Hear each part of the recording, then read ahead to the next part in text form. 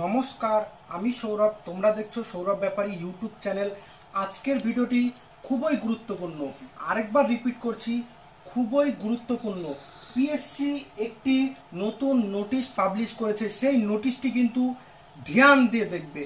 এবং ডাব্লিউবিসিএস কেসের আপডেট তোমরা জানতে চাচ্ছিলে, কেসের আপডেট পুরোপুরি আমি জেনে এসেছি। এবং পিএসসি নতুন একটি নোটিশ, এই নোটিশটা আগে তোমাদেরকে দেখাবো, তারপরে ফুড এসআইয়ের একটা গুরুত্বপূর্ণ কথা বলবো। আগে নোটিশটা দেখো। দেখো, পাবলিক সার্ভিস কমিশন, এখানে অ্যাড্রেস দেওয়া আছে, ইম্পর্টেন্ট অ্যানাউন্সমেন্ট। ঠিক আছে, তোমাদের স্ক্রিনে কিন্তু দেখতে পাচ্ছ। In view of a strike and road blockade called by some organisations tomorrow i.e. on 16 August 2024, all concerned are hereby informed that schedule examination and interview of the commission on 16/8/2024 will be held as usual. Candidates are advised to reach their respective venue and office of the Public Service Commission well ahead of time. দেখো, তোমাদের কিন্তু আমি বারবার বলে দিচ্ছি, কালকে তোমাদের WBCS এর এক্সামিনেশন আছে এবং যাদের ইন্টারভিউ আছে তাদের মানে দেখো, জানোই তোমরা কিছু স্ট্রাইক চলছে, কিছু কিছু জায়গায় রোড ব্লকেজ আছে। সেই সব রোড ব্লকেজ স্ট্রাইক থাকা সত্ত্বেও তোমাদেরকে সময় মতো তোমাদের এক্সামিনেশন সেন্টারে এবং ইন্টারভিউ সেন্টারে পৌঁছাতে হবে অ্যাজ ইউজুয়াল। আর বলে দিচ্ছি, যদি না পৌঁছাতে পারো তাহলে বুঝতেই পারো কি হতে পারে।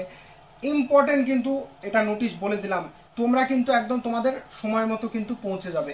এবার কেসের আপডেট বলে নি।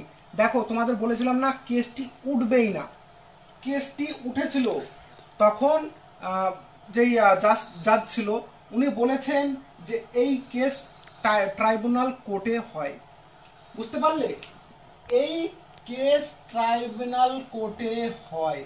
তাই ফুড এসআই বলছি, ফুড এসআইয়ের সাথে সম্পর্ক আছে, তার জন্য কেসটি উঠলো না। এবং এখন তারা দেখছে যদি ট্রাইব্যুনাল কোর্টে তুলতে যায় তাহলে পরীক্ষা পার হয়ে যাবে আর এক্সামিনেশন দেওয়া হয়ে যাবে। তারপর যদি তারা কোর্টে কেস করে তাহলে পরে যারা এক্সাম দেবে কষ্ট করে, তার এক্সামই কিছু একটা হয়ে যেতে পারে। তার জন্য এখন তারা ডিসিশন নিয়েছে সেই গ্রুপ যে এখন আর কেস করছে না, যা হবে হবে। তখন তারা একটা কোয়েশ্চেন করেছে জাজকে যে ফুড এসআই কেস তো রাজা শেখর মান্থার ওখানে উঠেছে, তাহলে এটা কেন ট্রাইব্যুনাল কোর্টে উঠলো না? আমি যেটুকু শুনেছি জাজ কিন্তু কোনো অ্যানসার দেয়নি। এখানে কোনো একটা ব্যাপার আছে, কেসটি উঠছে না, কোনো একটা ব্যাপার আছে। তোমরা ভিডিওটিকে বেশি বেশি করে শেয়ার করো। যে কেসের সম্বন্ধে জানে, যে আইন সম্পর্কে জানে, তাদেরকে এখানে অ্যাকশন নিতে হবে।